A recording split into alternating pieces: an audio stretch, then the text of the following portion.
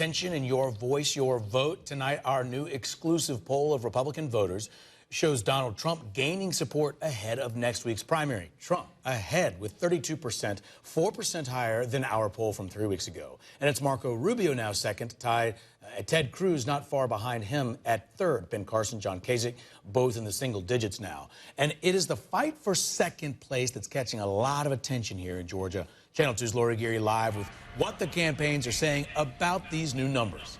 Well, Georgia is the second largest state after Texas in next week's SEC primary, so you can be sure that campaigns are watching exactly what's happening here in Georgia. As you saw, Donald Trump is leading the Republican pack, but just like we saw in South Carolina, Senator Marco Rubio is gaining momentum. We love you. Our latest poll numbers show why Republican presidential frontrunner Donald Trump drew a crowd of more than 6,000 supporters to the Georgia World Congress Center Sunday night.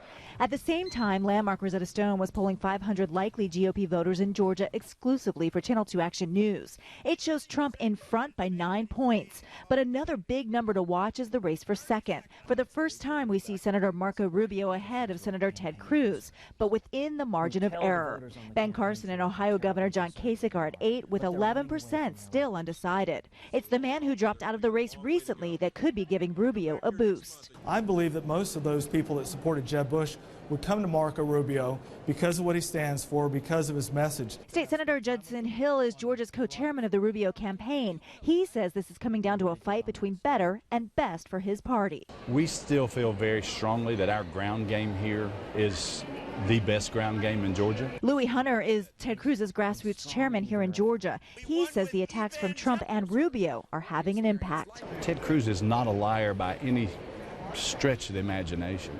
But what we have are two guys who are vying for the piece of the vote that Senator Cruz has, who are trying really hard to sling anything at him that they can, hoping that it sticks.